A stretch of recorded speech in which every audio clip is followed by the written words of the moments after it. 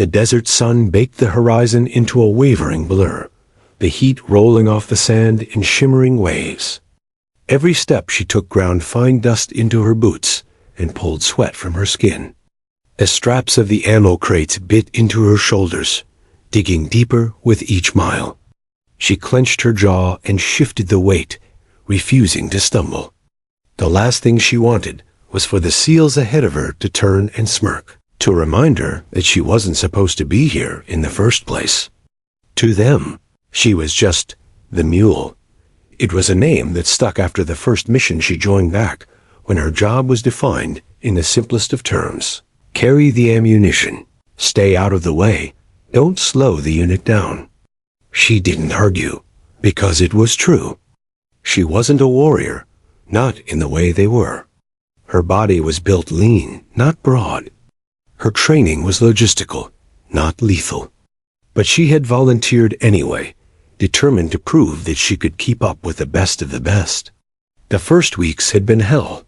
The crates were heavy enough to break down grown men, and here she was, dragging them through scorching heat and rocky terrain. The SEALs were silent professionals, efficient in every movement, conserving energy with precision. She had to learn fast how to step in their footprints to save her strength, how to control her breathing on climbs, how to ignore the stabbing pain in her muscles. And still, some nights, when they camped under the fractured glow of starlight, she heard their whispers. "She's tough. I'll give her that. Tough ain't enough. She's dead weight if it comes to a fight." She never answered. Instead, she tightened her straps, pushed harder the next day, and told herself that silence was the only argument worth making. But silence has a way of filling with other things, thoughts, doubts, curiosities. Every evening, when the squad rotated shifts and cleaned their weapons, she found herself watching the sniper. He never spoke much, just sat cross-legged with the rifle laid out before him like a sacred relic. Piece by piece, he disassembled it, wiping each part with deliberate care, his hands steady even when the wind tugged at his sleeves. She admired the ritual, the calm in his face. It was the opposite of the chaos outside their patrols. Where others laughed, argued, or cursed, he sat in stillness, his world narrowed to metal and glass. She couldn't explain why she was drawn to it. Maybe it was the patience, the control. Maybe it was how the rifle seemed like an extension of him, a tool of impossible precision. Or maybe it was because, deep down, she wanted to understand the power he held, the power to see farther, to decide outcomes with a single pull of a trigger. One night, curiosity got the better of her. The sniper had left his rifle propped against his pack while he stepped away. She glanced around. The others were busy rolling mats or writing in journals. Quietly, she knelt beside it. Her hands trembled slightly as she lifted it heavier than she imagined, cold against her skin. She raised it to her shoulder, mimicking the posture she had memorized from countless stolen glances. She closed one eye and peered through the scope. The world changed instantly. Through the glass, the desert stretched sharp and clear, every grain of sand illuminated, every shadow magnified. She inhaled, held the breath, and noticed how the slight rise and fall of her chest wobbled the sight picture. She exhaled slowly, and the scope steadied. It was like the world bent to her rhythm. She didn't pull the trigger, of course, but in that quiet moment, she understood why the sniper always seemed untouchable. The rifle didn't just kill it, transformed the battlefield into something that could be read, controlled, even mastered. Curious little mule. She froze. The sniper's voice drifted from the shadows. He stood a few feet away, arms crossed, no anger in his tone, just amusement. She lowered the rifle instantly, her face flushing with embarrassment. "I wasn't, you were," he cut her off, stepping closer. He took the rifle from her hands with practiced ease, checking the safety. "But you were holding it right. Not bad for someone who only carries boxes." She opened her mouth, then closed it again. No words felt safe. "Don't worry," he added, settling back onto his pack. "You're not the first to wonder what it feels like. Just don't make a habit of it." She nodded quickly, retreating into the shadows, heart pounding. She lay awake that night, replaying his words. Not bad. It wasn't praise exactly, but it wasn't dismissal either. From then on, her eyes followed him even more. She memorized how he adjusted his bipod, how he steadied his elbow, how his breathing slowed before he squeezed the trigger. She practiced silently with her hands at night, gripping an invisible stock, tracing the motion of sighting and settling. No one noticed, or if they did, they didn't care. After all, she was just the mule. But she was learning.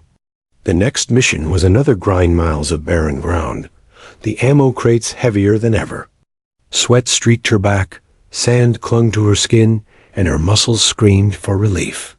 The SEALs marched ahead, never breaking stride, and she followed, determined not to falter. When they stopped at last, she dropped the crates with a grunt and collapsed against a rock. "Damn, Mule, you're still standing?" One of the younger SEALs teased. He grinned, tossing her a water bottle. She caught it and took a long drink, ignoring the laughter. The sniper sat apart, as always, his eyes scanning the horizon. She watched him from the corner of her eye, wondering if he saw her as more than dead weight. That night, as the fire crackled low, the platoon leader walked over to her. He was a broad man, his face carved with years of combat. He crouched down and studied her quietly. "You keep surprising us," he said. "Didn't think you'd last this long." She shrugged. "I carry what you need. That's my job." He smirked, then pointed toward the sniper's rifle. "Ever wondered how heavy that thing feels compared to your crates?" She stiffened, unsure if he was mocking her. "I wouldn't know." "Pick it up," he said simply. Her eyes widened. "Sir, pick it up," he repeated more firmly. The others watched now, some smirking, some curious. Slowly, she reached for the rifle, lifting it carefully. The weight surprised her, different from crates, balanced, purposeful. A platoon leader nodded. "Shoulder it. Sight in on that ridge."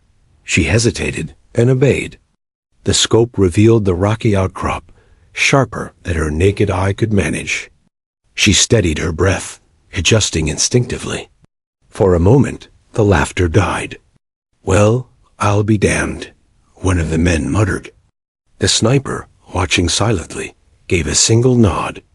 She lowered the weapon quickly, handing it back, cheeks burning. She waited for them to laugh again, but no one did. The moment passed, but something had shifted. As she lay down that night, staring at the stars, she realized she was no longer invisible. She was still the mule, still the one carrying the weight. But for the first time, the idea that she might be more than that didn't feel impossible. And in the silence of her own thoughts, she admitted it. She wanted to know what it would feel like to take that first shot. The desert had a cruel rhythm. Every dawn began the same, the whistle of wind slicing across endless dunes, the rising sun bleeding the horizon red, the heavy clink of ammo crates hitting the dirt as she loaded her pack. She hated mornings, not because of the heat, but because mornings reminded her of the burden waiting for her shoulders. 2 steel boxes, each packed with 7.62 rounds, weighed nearly half her body weight. By the time she hoisted them up, the straps carved into her flesh like knives. She adjusted, shifting the load across her spine, forcing herself upright. No one offered to help. No one ever did.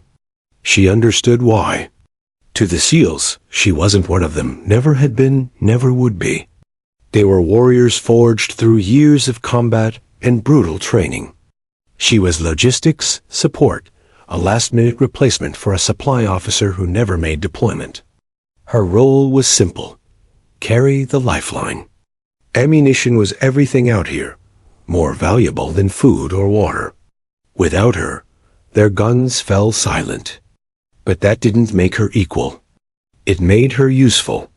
And useful was not the same as respected. The patrol pushed forward, 10 men cutting across the sands like shadows. She trailed behind, the crates dragging her pace, every muscle burning. Dust kicked into her lungs with each step. She coughed once, and instantly regretted it. The last thing she wanted was to sound weak. "Hey, Mule," one of the younger SEALs called back, grinning over his shoulder. "You sure you don't want us to strap a saddle on you?" Laughter rippled through the squad. She kept her eyes down, jaw tight, pretending the words didn't sting. She'd heard worse. She had been called packhorse, baggage, and once by a man she thought was joking. Our portable supply chain. The names never killed her, but they dug small trenches inside her chest, filling with the doubt she tried so hard to bury. The sniper didn't laugh. He never did. He walked silently in his place, rifle cradled across his chest, eyes scanning the dunes for threats. If he thought the teasing was out of line, he never said so. And in a way, she didn't want him to. Silence was safer. Silence meant she could fade into the background, unnoticed, unchallenged. But silence also left room for thoughts. By midday, sweat soaked through her uniform. The crates seemed heavier with every step, though she knew the weight hadn't changed. Her legs trembled when they reached a ridge, the climb steep and unforgiving. She pressed forward anyway, following the leader's pace, one foot grinding in front of the other. When they reached the top, she dropped to her knees, gasping for air, the boxes sliding off her back with a thud. One of the men snorted. "You'd think she was hauling the whole armory." "She practically is," another replied. She looked up at them, forcing a tight smile. "Better me than you." It was meant as a joke, but the words carried a sharp edge. The men chuckled, but she caught the quick exchange of looks between them. They didn't see her as a threat, not even close. They saw a workhorse with just enough grit to survive the march. That night, when camp was set and the desert fell into silence, she sat apart from the others. The firelight flickered across their faces as they laughed, swapped stories, and carved insults into the cool night air. She pressed her knees to her chest and stared at the stars. The sniper was a few feet away, as always, disassembling his rifle with the same deliberate patience. She watched him over the crackle of the fire. He laid out each part neatly, wiped it with a cloth, and set it back with mechanical precision. His focus never wavered, not even when laughter broke across the camp. It was like the noise didn't exist for him. His world was narrowed to steel, glass, and silence. She admired that, envied it. She wanted to know what it felt like to hold something so steady, so controlled. Not the unpredictable weight of ammo crates that bent her spine, not the endless doubts whispered behind her back, but something precise, sharp, meaningful. Her fingers itched, and before she could stop herself, she picked up a stick and mimicked his motions on the ground. She traced an invisible rifle, mimicking how he steadied his hands, how he leaned into the scope. She practiced breathing, slowing it down, exhaling until her chest barely moved. "What the hell are you doing?" The voice jolted her. One of the younger SEALs stood over her, eyebrows raised. He had caught her mid-gesture, the stick gripped like a phantom barrel. "Nothing," she said quickly, tossing it aside. He smirked. "Nothing looks a lot like playing sniper." Her face flushed hot. She opened her mouth, but no excuse came out. He laughed, loud enough for others to glance over. "Careful, Mule. Next thing we know, you'll be claiming headshots." The men chuckled. She sank back into silence, cheeks burning. But when the noise died down, she noticed the sniper watching her from across the fire. He didn't laugh, didn't smile, just watched. And then, as if nothing had happened, he returned to cleaning his rifle. She lay awake that night, staring at the black sky, replaying the moment over and over. She told herself it was stupid, childish even, to imagine herself in his place. She was here to carry, not to fight. That was the truth, and she had to accept it. But another voice whispered beneath her gout. What if you could? The thought lingered, even as exhaustion pulled her under. The following days were worse. Her body ached constantly, blisters split open beneath her boots, and the crates seemed heavier than stone. Every step was a battle against collapse. But worse than the physical weight was the weight of their words. The teasing continued light-hearted on the surface, sharp underneath. She laughed with them when she could, pretended not to hear when she couldn't. Still, in quiet moments, she kept practicing. She'd lift an invisible rifle to her shoulder when no one was looking, slow her breath, hold it, release it. She told herself it was nothing. Just a game to pass the time. But it didn't feel like nothing. It felt like preparation. And deep down, though she refused to admit it, she wondered if fate was slowly dragging her toward a role she hadn't asked for. She carried ammo by day, but by night she carried a secret. A secret that grew heavier than any crate. The outpost was nothing more than a scattering of stone walls and rusted sheet metal, leftovers from some forgotten conflict. To her squad, it was simply safe enough for one night. The air carried the scent of oil and gunpowder, faint but familiar. For once, the desert heat had relented, and a cool wind whispered through the cracks. The SEALs sprawled around the courtyard, helmets off, rifles leaning nearby. Some smoked. Others wrote quick notes in battered journals or fiddled with gear. She sat cross-legged near her crates, rolling her sore shoulders. Every muscle burned from the day's march, but she didn't complain.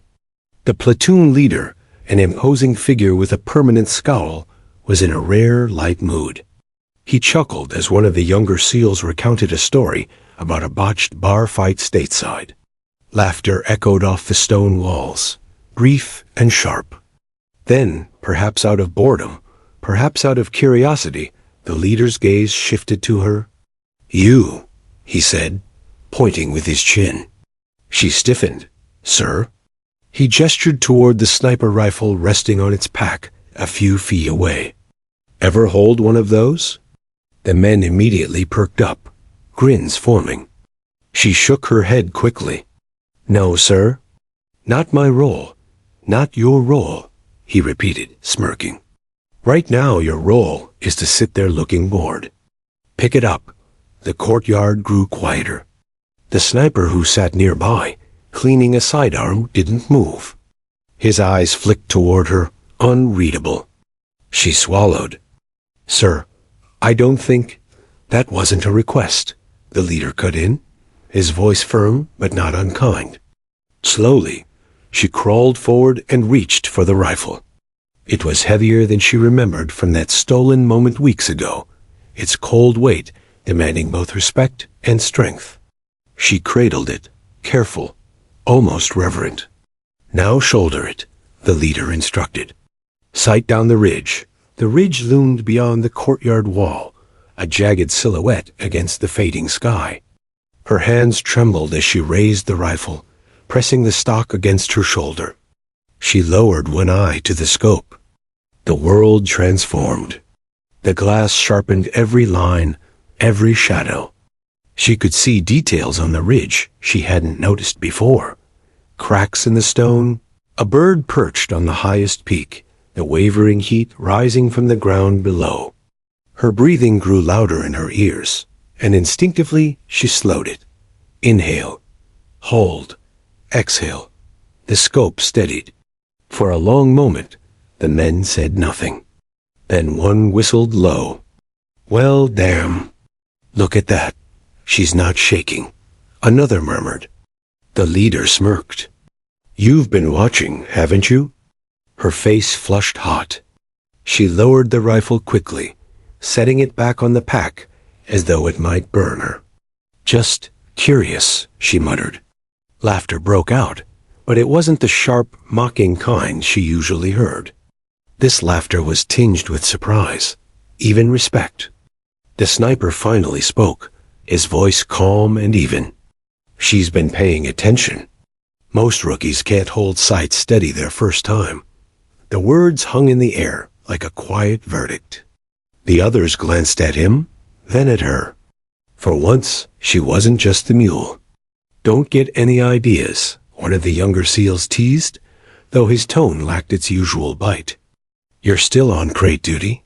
She forced a small smile. Don't worry. I'm not stealing anyone's job. But the truth was more complicated.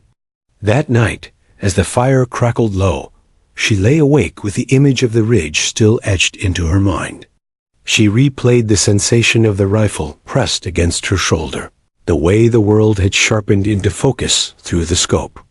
It hadn't just been curiosity. It had felt natural, as though her body knew what to do even before her mind caught up. And the sniper had noticed. The next day, during the march, she caught him watching her once or twice. His expression gave nothing away, but his gaze lingered longer than usual. At one point, as they paused to rest, he sat beside her.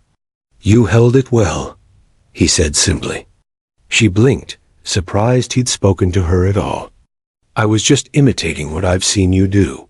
That's how it starts, he replied, pulling a cloth from his pocket to wipe his scope. Most people don't notice the small things. You do. She hesitated, unsure how to answer. Doesn't mean I could ever. Actually shoot, he shrugged.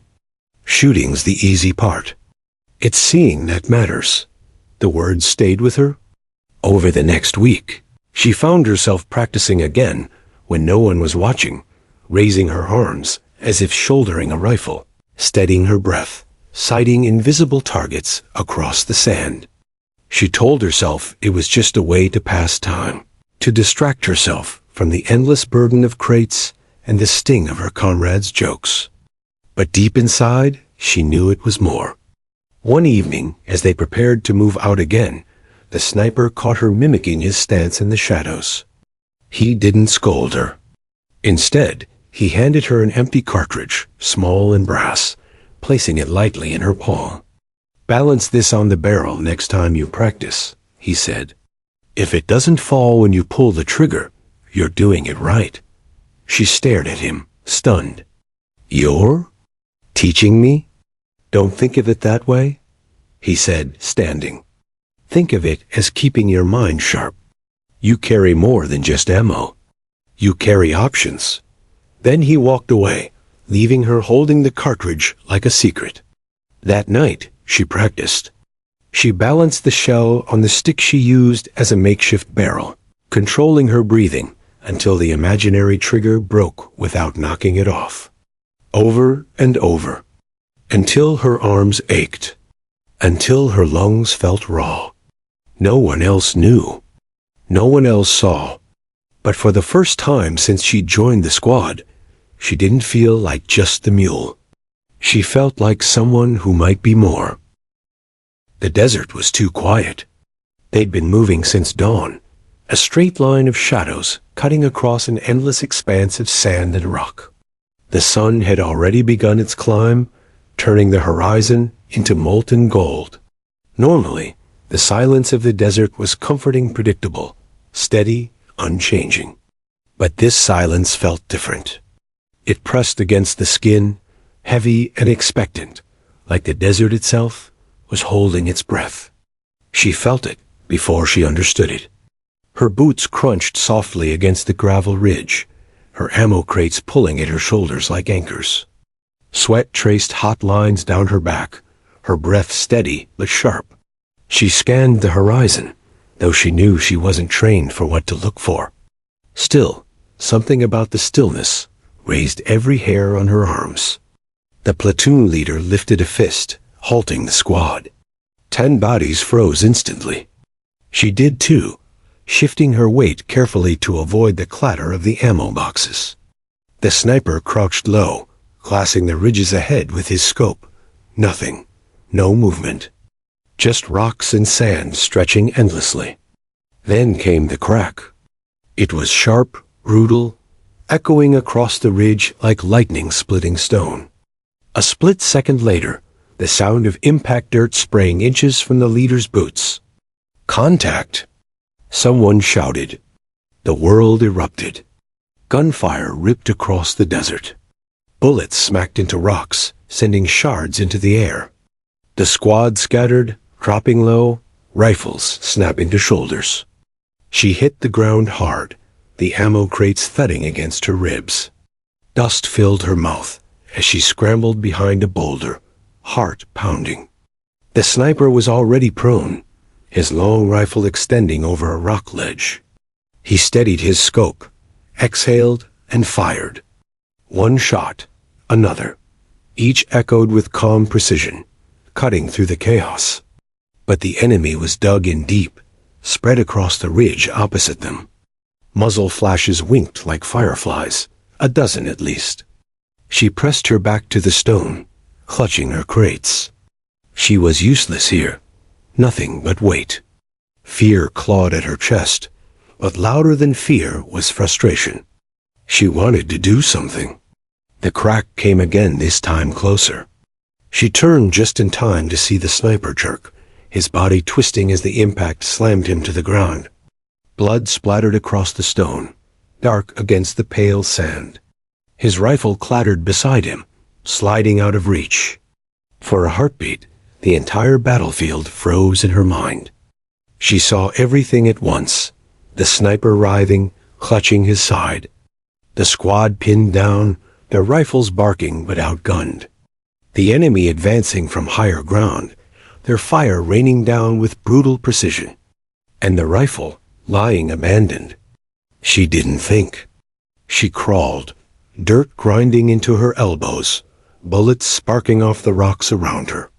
Stay down. Someone shouted, but she ignored it. She reached the sniper, dragging his body back into cover with a grunt. He groaned, his face pale, blood soaking through his uniform. "You're hit," she whispered. "Lung," he rasped. His hand reached weakly for the rifle, then faltered. His eyes locked onto hers, sharp even through pain. "Take it." Her heart seized. "What?" "I can't." "You can." He cut her off, his voice harsh. "You've been watching. Now do it." Another burst of fire snapped overhead. The squad was shouting, calling targets, but they were blind without overwatch. The ridge was too exposed.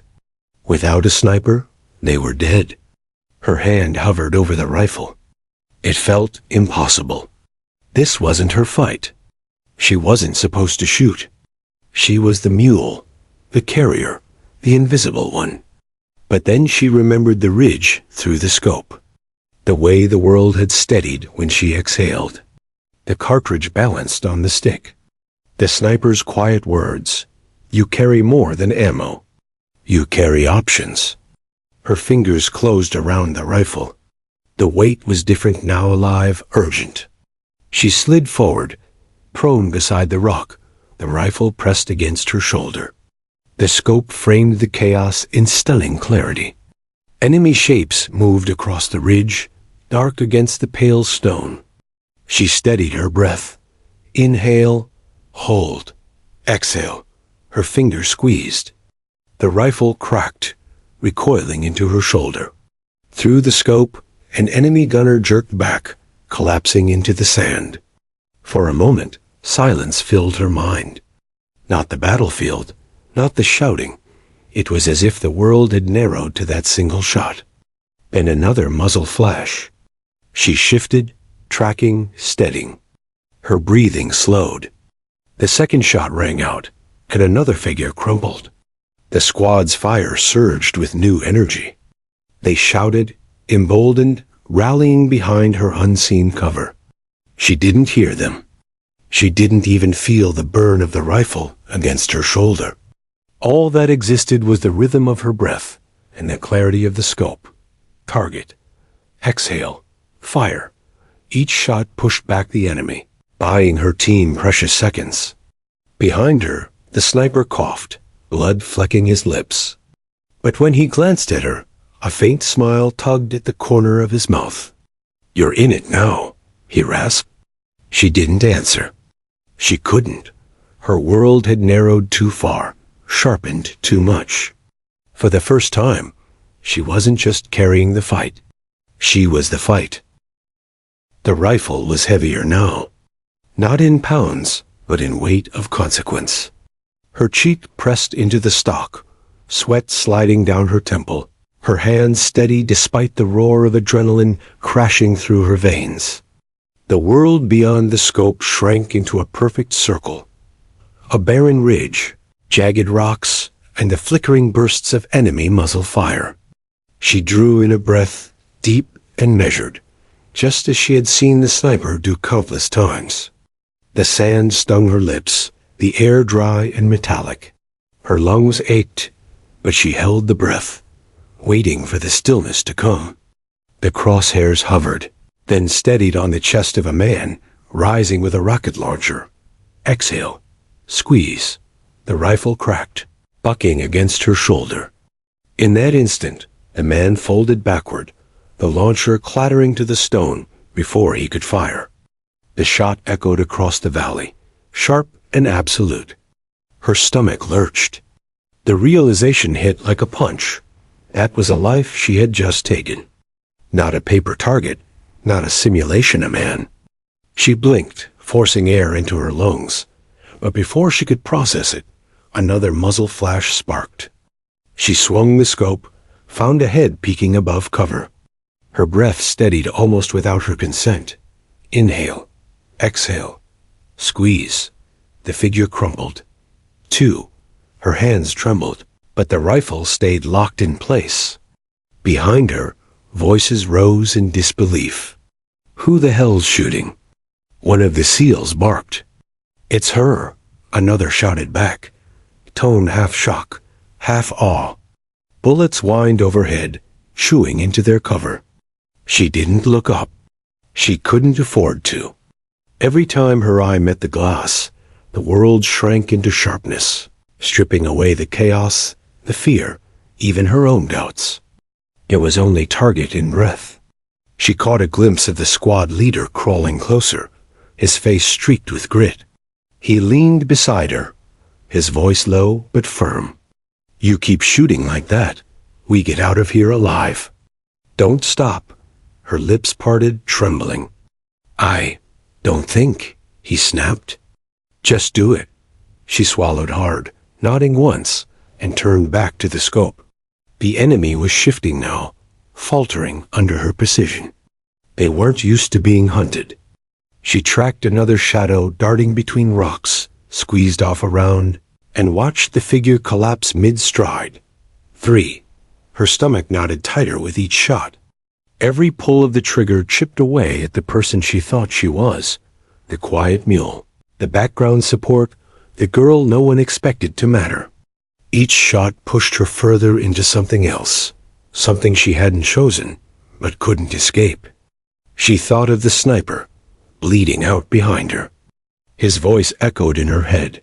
"You've been watching. Now do it." She did.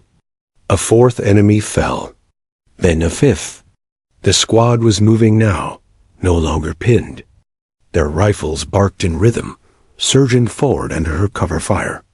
She was their shield, their unseen guardian on the ridge. But in her chest, guilt and adrenaline twisted into a knot so tight she could hardly breathe.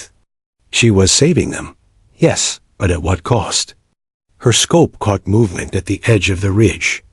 A man sprinting, dragging something over his shoulder. At first, she thought it was a weapon. Then she realized it was a wounded comrade. Her finger froze on the trigger.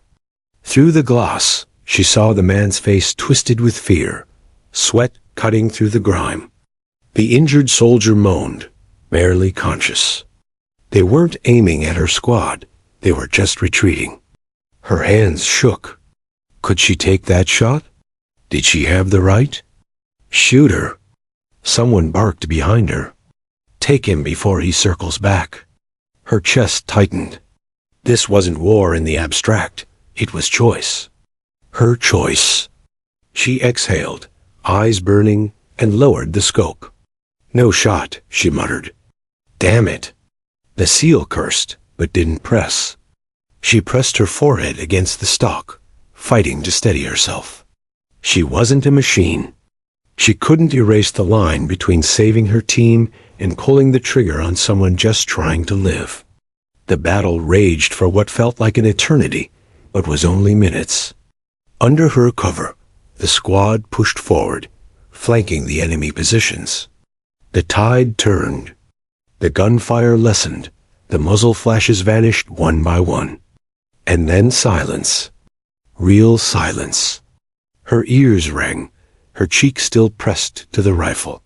She didn't move until the squad leader tapped her shoulder. "It's over," he said. His voice carried no judgment, only relief. She rolled onto her back, staring up at the burning sky. Her arms felt like stone, her stomach roiled, her heart hammering against her ribs. The rifle lay beside her, still warm, its smell of gunpowder clinging to her skin. Around her, the SEALs regrouped, checking ammo, patching wounds, steadying their breaths. One of them walked past, pausing to look down at her. His eyes were wide, his expression caught between disbelief and respect. "You?" he muttered, shaking his head. "A shooter?" The words cut through the haze. She let out a shaky breath, closing her eyes. She didn't feel like a shooter. She felt hollow, raw, as if part of her had been scraped clean. But the battlefield didn't care what she felt. It only cared that she had done what needed to be done. Behind her, the sniper groaned, still clinging to consciousness. She crawled to him, pressing her hands to his wound. "You held the line," he whispered, blood staining his lips. His eyes flicked to the rifle, then back to her. "Knew you could." Her throat tightened. She wanted to deny it, to insist it was luck, desperation, anything but skill. But deep down, she knew the truth. She hadn't just survived the fight. She had carried it. The squad leader's voice cut across the silence. "Pack it up. We're moving."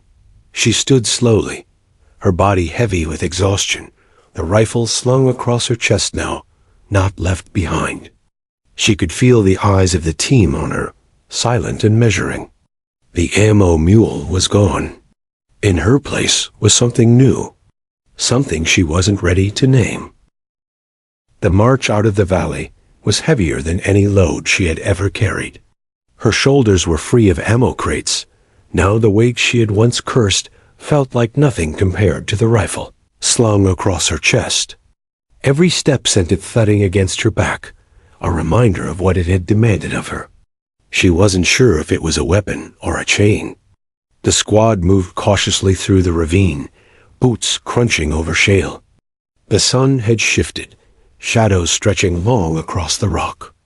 Sweat clung to her temples, but it wasn't the heat that made her shiver. It was the memory. The first shot, the man with the launcher crumbling.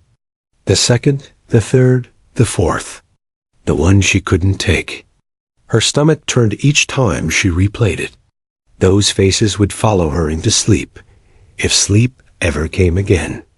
"Eyes up," the squad leader barked, snapping her from the spiral. His gaze flicked to her briefly, hard but not unkind. "You're our overwatch now. Stay sharp." She opened her mouth to protest, to tell him she wasn't anything but a pack mule, that this wasn't her fight, but the words tangled in her throat. The rifle on her back made her a liar.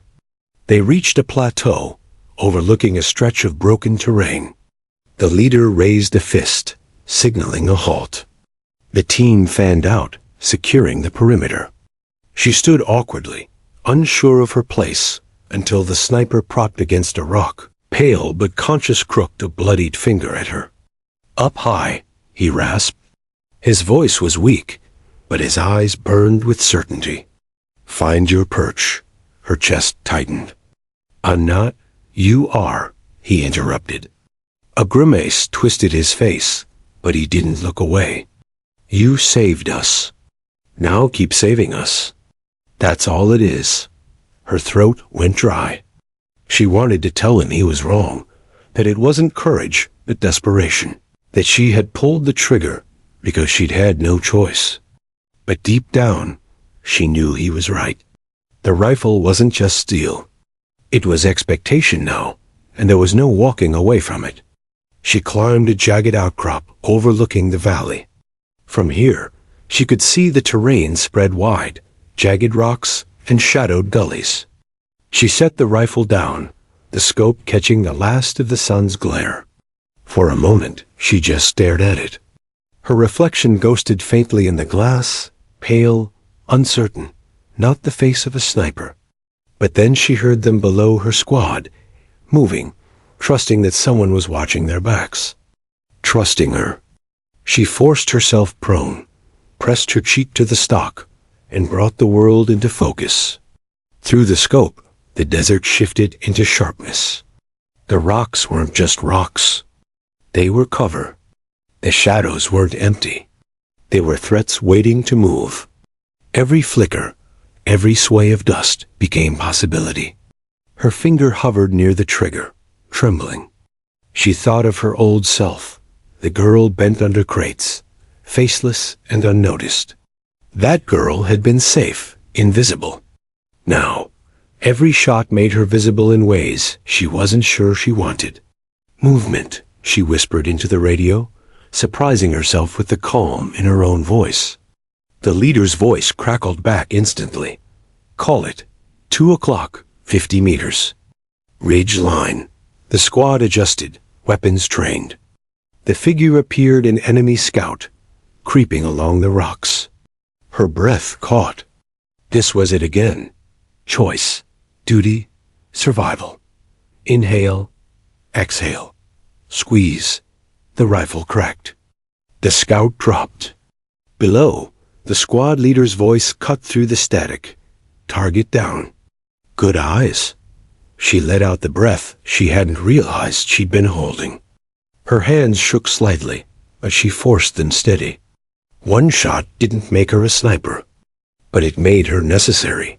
The hours crawled by as the squad advanced cautiously.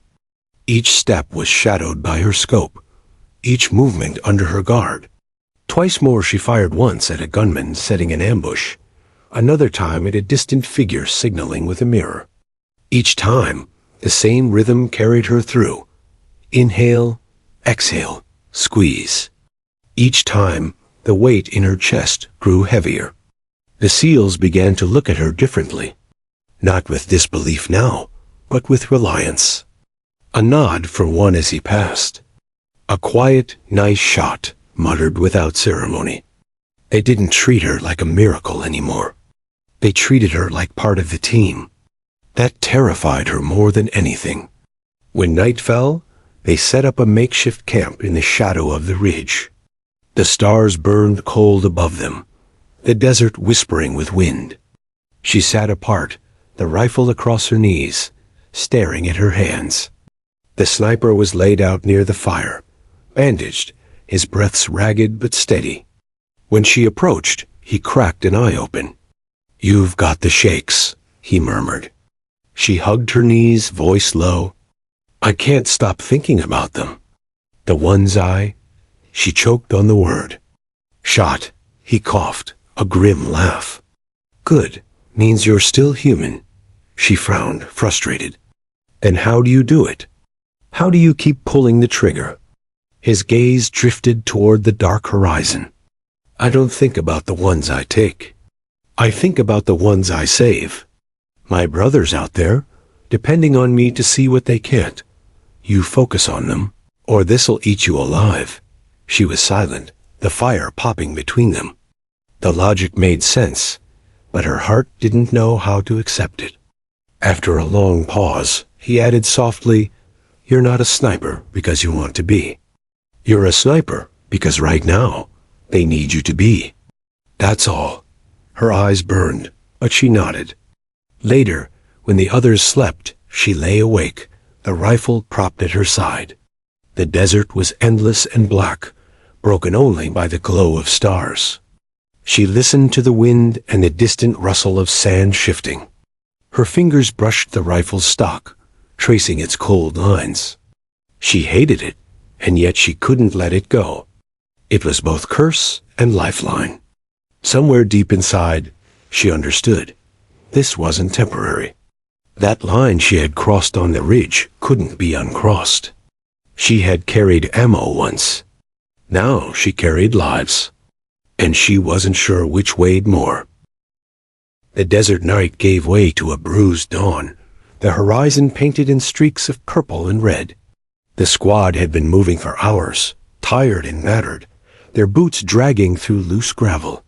The air was heavy with exhaustion, but nobody said it aloud. Complaining was a luxury they couldn't afford. She trudged in silence, the sniper's rifle slung across her chest, the strap digging into her collarbone. The weight felt familiar now, part of her body, though every step reminded her it wasn't truly hers. It belonged to the man still carried on a litter, pale and weak, but alive. He had given her more than a weapon. He had given her an expectation she wasn't sure she could ever live up to. The squad leader called a halt at the edge of a dry riverbed. They crouched low, scanning the terrain. Ahead lay a narrow canyon, jagged cliffs on either side, a natural choke point, a trap waiting to be sprung. Eyes on, the leader ordered. She swallowed hard, dropping to the dirt, scope raised. Through the glass, the canyon sharpened into detail. Loose rocks stacked unnaturally, a faint glint of metal tucked in shadow, the dark shapes of men lying in wait. Her stomach knotted. Ambush, she whispered. Both sides of the canyon. The leader leaned over her shoulder, following her gaze. His jaw tightened. Good call. You just saved our asses. But saving them once wasn't enough. The enemy had the high ground, numbers, and surprise. Moving through the canyon meant walking into slaughter. Options? One of the SEALs muttered. The leader glanced at her, then at the rifle. His meaning was clear. Her throat went dry. You want me to clear them? You've got the best eyes, he said flatly. And you've already proven you can hit. The squad's gazes flicked to her, silent but heavy with expectation. Not doubt anymore. Belief. It should have felt empowering. Instead, it crushed her chest like a stone. She turned back to the scope, breath shallow. The first target was clear, a gunman hunched with a heavy machine gun, his finger tapping against the trigger, waiting. She steadied her breathing. Inhale, exhale, squeeze. The rifle cracked. The man jerked back, lifeless, his weapon falling silent before it ever fired. Target down, the leader confirmed. She shifted instantly, the rhythm carrying her. Another gunman, another exhale, another shot, 2, then 3, 4. Each one fell, the canyon slowly losing its teeth. But the enemy scrambled, realizing they were exposed. Muzzle flashes erupted, bullets sparking off the rocks around her. She ducked, heart hammering, then pressed her cheek to the stock again. She couldn't stop now. Her breath found its rhythm. Her scope found its clarity. One by one, she silenced the ridge. The squad moved under her cover, advancing with brutal precision. They threw grenades into nests, swept the canyon, finished what she had begun. By the time the echoes faded, the ambush had been broken before it ever truly began. She lowered the rifle, arms trembling. Sweat plastered her hair to her forehead. Her stomach churned, but beneath it was a strange, steady calm. She had done it. The leader crouched beside her, clapping a hand to her shoulder. Hell of a job. You gave us the edge. She nodded weakly, words stuck in her throat. By the time they regrouped at the canyon floor, the squad's mood had shifted. No more side glances, no more whispered doubts. Now there were nods, quiet acknowledgments. She walked among them not as baggage, but as one of their own.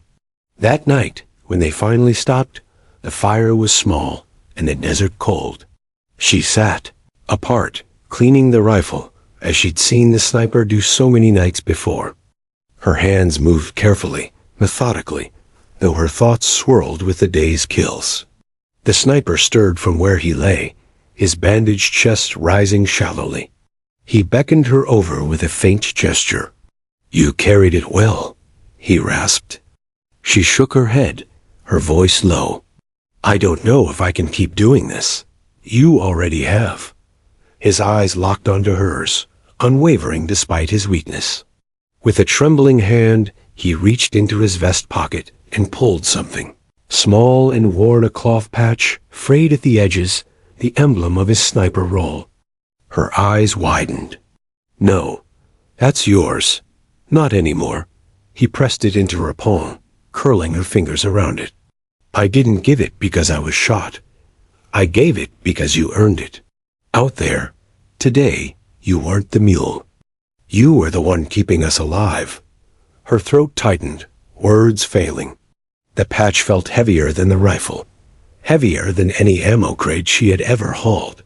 Around the fire, the squad noticed. One by one, they nodded, not loud, not dramatic, but with the quiet solemnity of warriors acknowledging one of their own. She swallowed hard, gripping the patch. She wasn't sure if she wanted it, but she knew she would never forget the moment it touched her palm. For the first time since she'd picked up the rifle, she let herself breathe. And for the first time, she believed maybe, just maybe, she could carry this weight. The plane rattled as it lifted from the desert airstrip, the wheels screaming against the tarmac before releasing into weightless ascent. She pressed her forehead against the window, watching the earth fall away, her reflection ghosted against the glass. The desert was gone, replaced by endless blue sky. No more heat, no more dust, no more sand grinding into every crevice of her body. But the weight didn't leave. It had followed her onto this plane, through every mile of ascent, into the heart of her chest. The rifle had long since been returned, the patch tucked safely in her duffel bag, but the echo of it lingered. She wasn't sure she wanted to be home. The world she returned to was quiet. Streets hummed with mundane life, traffic lights blinking, children laughing in yards, the smell of fresh bread from corner bakeries. It was beautiful in its banality, but it felt alien. Her skin itched at the lack of dust. Her ears rang at the absence of gunfire. Her body ached, not from exertion, but from memory.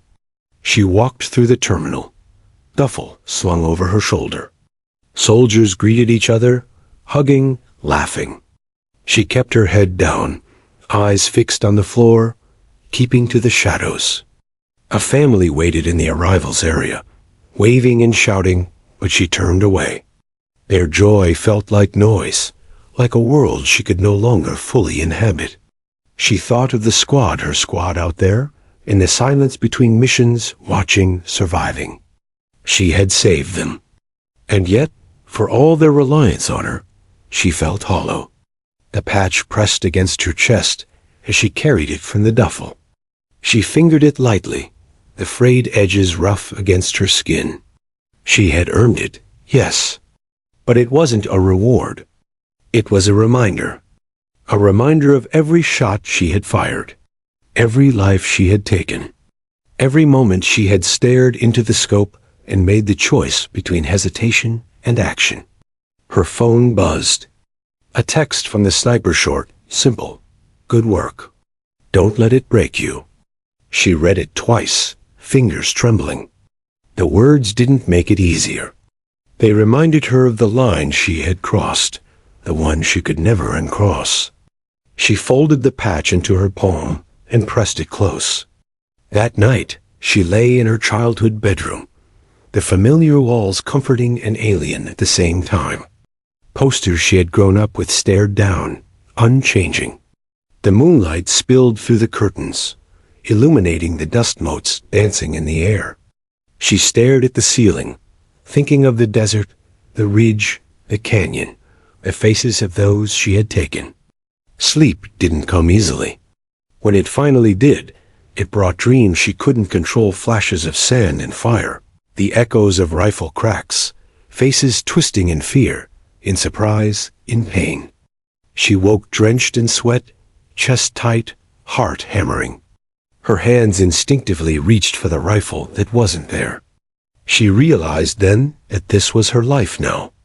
Even away from the desert, even away from the squad, even away from the battles, the weight of being a sniper, a protector, a survivor, had settled into her bones. The days that followed were ordinary on the surface. She walked the streets, bought groceries, answered questions about her absence with simple, "Just training." She smiled when asked, nodded politely. Nobody understood. She didn't tell them. Her parents noticed changes, subtle ones. The way she flinched at sudden noises, the way she kept her hands busy, the way she stared into the distance at nothing. They asked, gently, if she was okay. She nodded, forced words from lips that felt tight. "I'm fine." But fine wasn't the truth. She spent long nights on the porch, watching the stars, tracing constellations her father had taught her. And the constellations of the desert rose in her mind alongside them, the same as they had been during watch shifts, when survival demanded her attention, when the rifle was part of her body. The patch sat in a small box by her bedside. She touched it sometimes, feeling the fabric rough against her skin, imagining the hands of the sniper placing it in hers. She didn't wear it. Not yet, not outside. She remembered the squad's nods, the quiet acceptance, the unspoken acknowledgement that she had carried more than boxes, more than weight, more than bullets. She remembered the eyes of the platoon leader, the first time he had called her eyes on the ridge, the first time he had trusted her. Her chest ached with a strange mixture of pride and grief. She was proud of what she had done. She was horrified by what it had required. And somewhere between those extremes, she understood herself in a way she hadn't before. The phone buzzed again. Another message from the sniper. "We'll be back. And next time, you'll be ready." She smiled faintly. Not because she wanted to go back, but because she knew she could. The girl who had once been just the mule had changed. The desert had carved her, shaped her, made her more than she thought possible.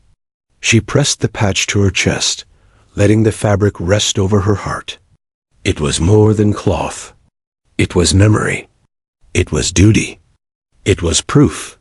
And in that quiet moment, under the endless expanse of stars that stretched across this new home, she allowed herself something she hadn't allowed before: acknowledgement. She had survived. She had carried the team. She had become more than anyone, including herself, had imagined. And though the shadows of the desert would follow her forever, she had learned something important. She was not defined by the fear she carried, but by the courage she had discovered in its place. The rifle might be gone, the battlefield behind her, but the weight of responsibility, the weight of survival, the weight of choice, she carried it proudly, and she carried it alive. And for the first time, it felt like she had truly come home.